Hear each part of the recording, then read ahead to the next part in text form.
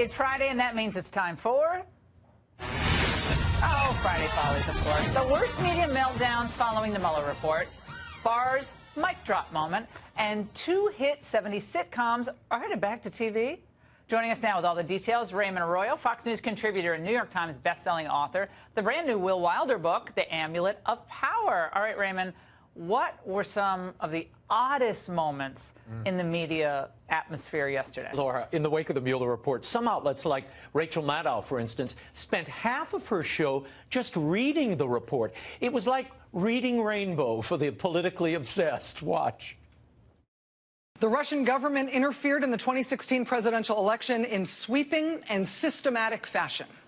Quote, the special counsel's example, on March 18th, 2016, the IRA purchased an advertisement depicting candidate Clinton and a caption that read, in part, Donald Trump himself. He requested to members of his campaign that they needed to figure out ways to find Clinton's emails. Now, Laura, I actually like her reading stuff. I think actually I'd listen to a book. This is Vice. I'm a big advocate of reading aloud, particularly to kids. You are. But Vice took it a step further. They read the entire report in just under 12 hours, Laura. And look at the beautiful pictures they provided there. Anyway, there were some pretty dramatic moments, Laura, once the report dropped. Chris Cuomo and Mayor Giuliani were one for the ages. The word of the day was lie. I want to know if you will apologize on the part of the president for denying Russian interference all along. You're going to be kidding me. I'm saying that the president lied. Do you understand? The president did not lie. He did not have a business deal in Russia. Why did the president lie about it? Why did the president didn't lie about it? The president didn't know about it. Lie about it. President didn't. Would you please stop using the word lie when you don't know what you're talking about? This was ugly. This went on and on. And they're friends. Well, you know, when you're so wedded to a narrative and it falls apart with the report, you get this reaction. Joe DeGenova popped up on Hill TV, and the host there also said Bill Barr may have lied. You have no evidence that he lied, and you know it. But I'm telling you. You said he may have lied. What I'm telling you is that what he said this today in the press conference is inconsistent with what's in the report. That's not a lie. That's okay, fine. It's not fine. You're on national television calling the Attorney General a liar. I didn't say that. You suggested it very strongly. All right, I think we're done here. I think we are. Woo. Joe DeGenova brought out the gloves. That was something. Is Maddow still reading? Of which were sent via encrypted applications, without them being able to track what happened to that valuable campaign. A prosecutor's judgment that crimes were committed, but that no charges will be brought, affords the president's message to Sessions that he should confine the Russia investigation to only future election meddling. Oh, okay. We back? Oh, I'm sorry. I like Rachel Maddow's reading. I think she has a great. She should do audiobooks. All right, I have to ask you about Bill Barr's press conference because I think I started getting all these tweets, texts.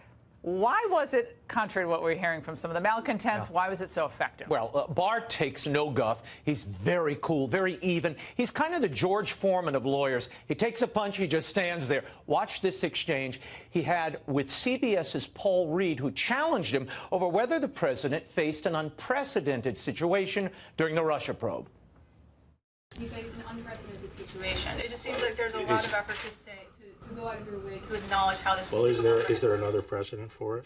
No, but it's okay. So unprecedented is an accurate description, isn't it? Yes. But okay. What do you? Can you imagine if Jeff Sessions were here during this? No. Anyway, you could sense Barr's frustration as this went on, as these reporters asked increasingly ridiculous questions, all leading to this mic drop moment. Is it impropriety for you to come out and sort of what appears to be sort of spinning the report before the public gets a chance to read it? Okay, thank you very much. Thank you. Nope. Look at Rod Rosenstein. Bye-bye. He just walks away. I love the walk-off. He doesn't even say goodbye. He said, do you feel you're spinning this? Nope. And he's gone. It was a great moment. He should have dropped the actual mic. Well, some of you may remember the hit sitcoms, All in the Family, The Jeffersons. Well, ABC has announced that they are airing a live classic episode from each of those shows with an all-star cast. Woody Harrelson and Marissa Tomei will play Archie and Edith Bunker, and Jamie Foxx is set to move on up and play George Jefferson. Norman Lear, who created these series, along with Jimmy Kimmel, are going to be presiding over this. Do you believe this is going to work, Laura?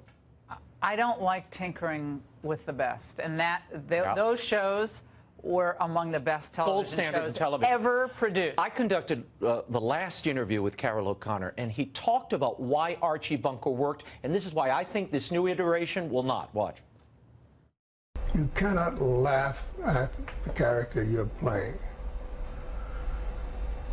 You cannot be aware that he's funny as an actor.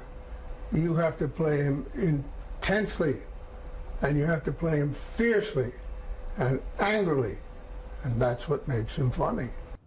He was a classic. I think we're afraid of this material today, and I doubt if an actor is going to play him through. I think they'll comment on him, which will not work. Lear was mad that Bunker ended up being so sympathetic, loved. Right? And people didn't like Meathead. Right. They didn't like Meathead. All right, as much. stifle yourself. We're out of time. Eat it. All right, next week I'm doing my Easter thing with the kids. Yeah, I'm filling in for you Thursday and Friday. Okay, so those we got other nights. great. We got Chaffetz and we got Huckabee, Yep. and you are Thursday, Friday. So everybody tune in. Yep. Is the whole thing going to be Follies? It all follows. Okay, great. Raymond, thanks so much. Happy Easter. Easter.